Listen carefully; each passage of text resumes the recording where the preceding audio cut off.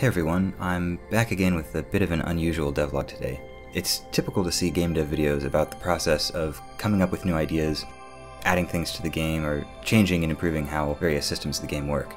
But I don't see many devlogs about the process of rejecting ideas and removing things from the game, even though that's actually a huge and important part of game development.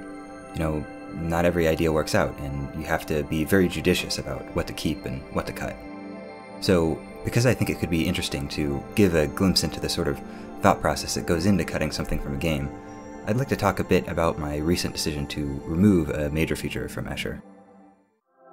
I don't think I've mentioned this in a devlog yet, but Escher was originally planned to be a much smaller and much simpler game. I hacked together the first version of the basic illusion mechanic for a game jam prototype, and for the first couple months afterwards, I didn't intend to expand on that much at all. I figured we'd get the rule set for basic movement all figured out, add some simple procedural generation to allow for endless play, and release it as a cute little time waster mobile game. Well, needless to say, that plan didn't last long, and I'm glad it didn't. You might remember from the introductory Devlog 0, I mentioned a sort of Alice in Wonderland style size-changing mechanic. This was actually one of the earliest ideas I had for the game, and has evolved alongside the game almost since the beginning. It was originally intended to be basically a gimmick for only a couple levels, with no real gameplay significance. But I pretty quickly realized that if I was going to go to the trouble of implementing it, I wanted to create a version that was a lot more general. My first attempt at implementing the Wonderland mechanic was undeniably a mistake. It involved loading 3 separate levels simultaneously within the game, each of which had to be individually edited to manually keep them in sync. One was used for rendering it at any given time, and a different one was used for movement logic. And the player moved between them using special link blocks, which had to be set up by hand, of course. Managing the simultaneously loaded levels in code was a huge headache, and setting everything up in the level editor was extremely tedious and error-prone, to the point where it was almost impossible to create an interesting level that worked as intended. And there were some huge limitations. For one thing, the player size and level geometry could only be scaled up or down by an exact factor of 3. When the player was scaled up, they couldn't properly interact with any geometry smaller than their own size, and the player depth algorithm, well, to make a long story short, that's the algorithm that makes the player look like this, instead of like this, when crossing virtual connections, among other things. That algorithm couldn't work with geometry at a small size either, leading to a bunch of visual glitches. After trying this out, it was obvious this approach wasn't going to work. So I tried re-implementing it in a fundamentally different way. Despite being a voxel-based game, Escher's movement isn't totally confined to the grid. For the purposes of physics, the player is treated as a circle that collides smoothly against the boundaries of nearby level geometry. So, rather than using multiple versions of the same level at different sizes for collision, I tried the obvious thing of just making the player's radius larger. This required reworking both the aforementioned player depth algorithm, as well as the movement system that maps 3D blocks into 2D tiles for collision, to account for the fact that the player could now potentially span several blocks at once, plus some other code changes I'll bring up later. Rather than transporting the player between levels, walking across adjacent link blocks would simply change the size of the player, and this leaves the possibility open for changing the player size continuously by other means as well. This came with a number of nice benefits. The player could scale up or down by any arbitrary factor, it didn't even have to be a whole number, and they could interact with the level geometry regardless of relative size. And creating levels got a lot more tractable as well.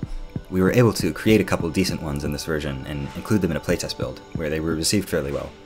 And that more or less brings us to the present day, where the Wonderland mechanic has probably taken more total work to implement than any other single thing in the game. And despite all that sunk cost, as you've probably guessed, this is the mechanic that I've decided to remove. And I want to go over the reasons why. First of all, there's the complication it introduces into the game's code. This is actually probably the least important factor for me, but it's worth talking about anyways. I've written here a list of some of the changes I had to make to the code to support the Wonderland mechanic. I won't read through the whole thing right now, but I think you get the idea. But that's not even everything, that's just the stuff I've already done. There's a lot more work left to do in order to get the mechanic fully working together with all of the other systems in the game. And so I've written here a list of future changes I already know that I would have to make. And this list is almost certainly not complete, it'll just keep growing as I iterate more on the game's design. In general, because of the nature of the mechanic, Every interaction that it has with other mechanics or features in the game requires its own special case programming, making it a constant drag on productivity that grows along with the game's scope. Second of all, the Wonderland mechanic creates fundamental performance problems. As the size of the scaled-up blocks increases, the number of voxels required to make them increases by a cubic factor. For example, to create a 3x3x3 cube, we need 3 times 3 times 3 equals 27 blocks. Not terrible so far, but what if we scale up by another factor of 3? Well, now it'll take 9 cubed, or 729 blocks. If we wanted to add a third scale factor, we'd need those 729 blocks just for the top face, and 19,683 blocks for the whole solid cube. That's about 10 times as many voxels as the largest non-Wonderland level that we currently have, just for one scaled cube. And that's pretty important, because block counts are the primary determining factor behind the performance of several important game systems, including level save file sizes and load times, watt graph generation, rendering, and also the logic of various other gameplay mechanisms like ghost blocks and rotors. There are tricks we can do to lessen the impact of some of these systems to something more like n squared instead of n cubed, but that's still pretty bad. They require more tedious markup when creating levels, they further complicate the code, and of course they only address part of the problem. There are also some systems like player movement and the aforementioned player depth algorithm that get slower as the player scales up, and that's already caused some grief as well. I realized in the end there's kind of a fundamental conflict between the arbitrary sense of scale implied by the Wonderland mechanic and the fixed size voxel grid, which is the basis of most of the game's systems. It's not a totally intractable problem. With an immense enough engineering effort, I'm sure I could eventually make it work, but in general, mixing these two ideas is just asking for trouble. Third of all, there are cases where the Wonderland mechanic, as well as the necessary optimizations I mentioned, break some fundamental assumptions of movement and rendering algorithms in ways that create serious jank. For example, in this level, the player should appear behind these blocks, but instead they look like they're standing slightly inside the floor. Or here, the player can take advantage of a quirk of the movement system to get onto a platform they shouldn't be able to fit on, and they can easily get stuck on tiny bits of geometry in the floor, which doesn't feel great, among other things. The exact natures of these problems are frankly too involved to be worth fully explaining here.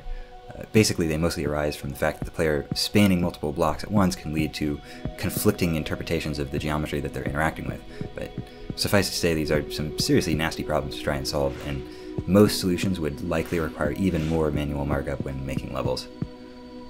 Fourth of all, although creating levels is easier than it used to be, it still kinda sucks. Arraying out all the necessary blocks, setting the scale property to the ones that need it, setting up all the link blocks, marking which geometry should be treated as walkable, it all gets pretty tedious. This might not seem like such a big deal, but I actually see it as a huge show-stopping problem, and if you'll allow me a quick tangent, I think I can explain why. As you can probably imagine, this game gets a lot of comparisons to Monument Valley.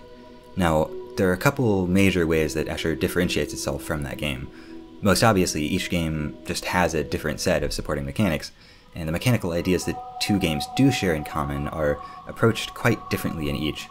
But even more importantly, I think, our approaches to level design are fundamentally different.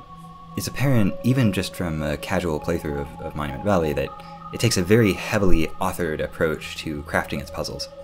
Each level is basically fully planned out ahead of time, and then a considerable development effort goes into making that particular level work according to the plans. And that's not necessarily a bad way to go. There are definitely advantages to doing things that way, especially in a larger development team. But with Escher, I've taken almost exactly the opposite approach.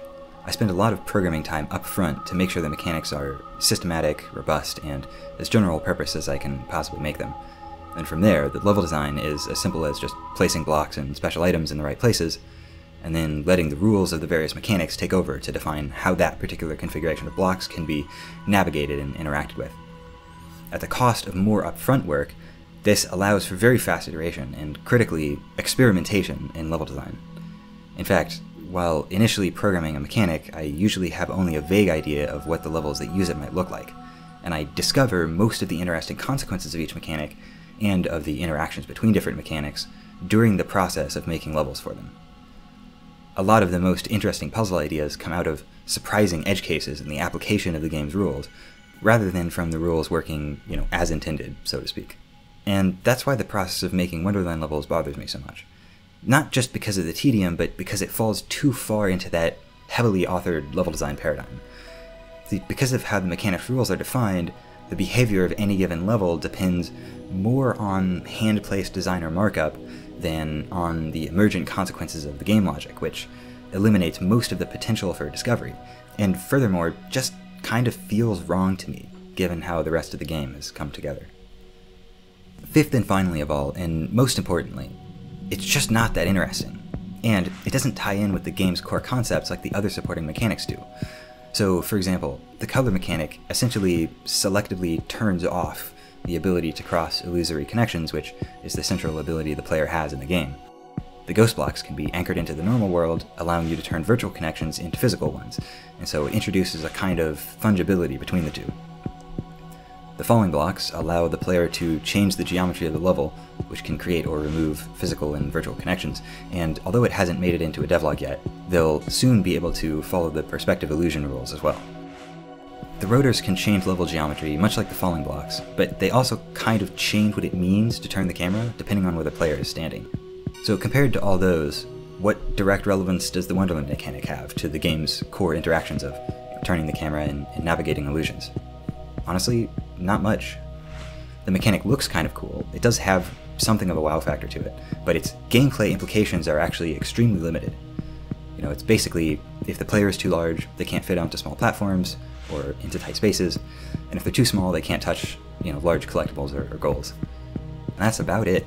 It's not a very interesting mechanic on its own. It's really only interesting when combined with other mechanics, and as I mentioned before, each one of those interactions has a high development cost in terms of the sheer amount of special case programming required. And finally, you know what? The game just doesn't need it. Escher's already overflowing with so many other interesting mechanics and level design possibilities that I sometimes worry I might have expanded the game's scope too much even without the Wonderland mechanic. So, despite all the sunk cost, I axed it. I deleted all the levels that used it, and removed all the associated code, leaving only what's required for backward compatibility with old level formats.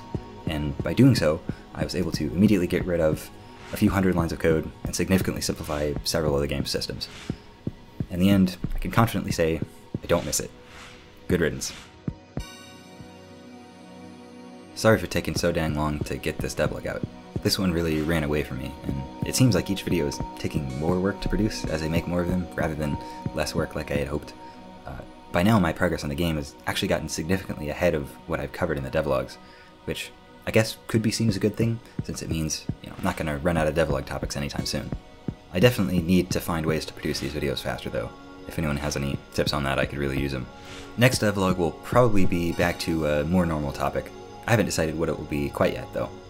Until then, stay safe out there everyone. I'll see you around.